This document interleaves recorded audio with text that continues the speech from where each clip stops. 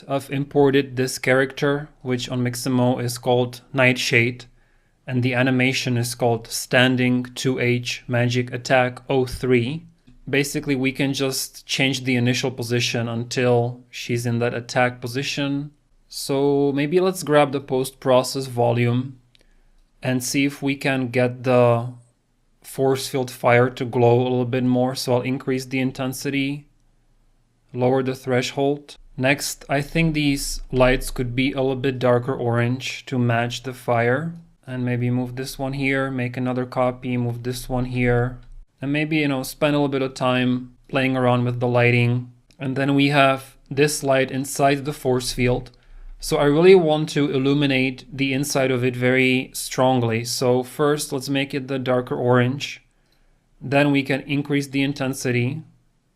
And then we can go to volumetric and increase the volumetric scattering.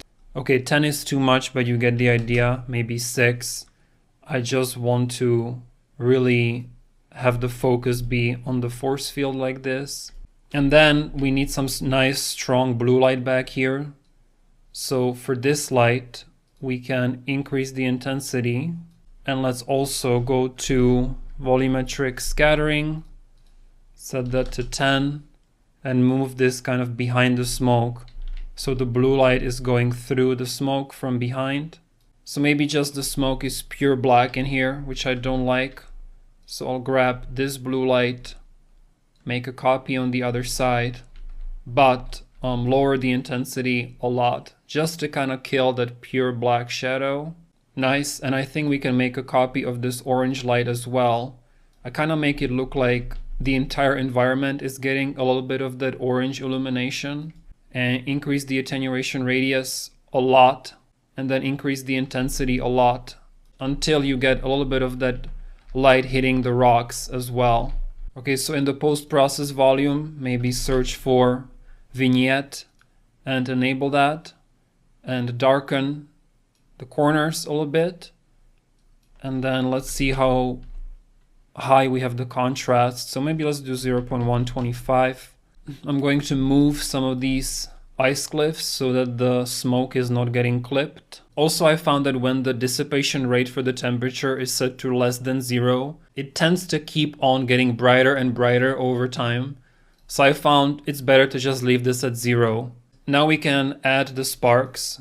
NS sparks, Control D, name that sparks force field, drop it in, reset location as always.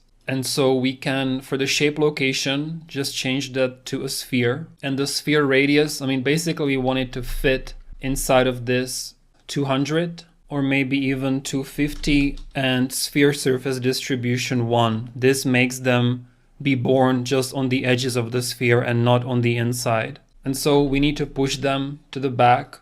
So I'll add another add velocity, and this one we can do minus, let's try 300 on the Y. I'll just turn off the smoke so it's not that distracting. I don't think we need the light renderer for this either, so turn off the light renderer, make them a GPU sim with fixed bounds. Nice, so the GPU particle collisions are much worse than the CPU, but it actually works really well in this case because they're not getting stuck on the force field. This is pretty much what I'm looking for. Maybe a few more particles, so spawn rate, let's do 100. And then scale color, I don't want them to be so bright.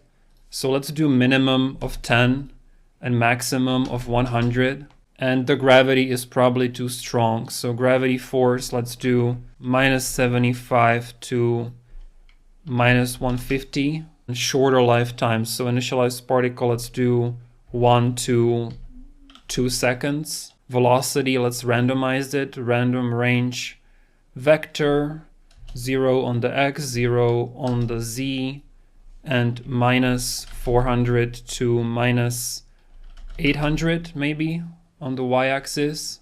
Nice. And let's go for even more particles. So spawn rate 150 and curl noise force, I'll do 400 to 800. And so in your sequencer, we can go up here, create camera, cine camera actor, increase the focal length a little bit, move the camera lower and kind of find your shot, which for me would be something like this.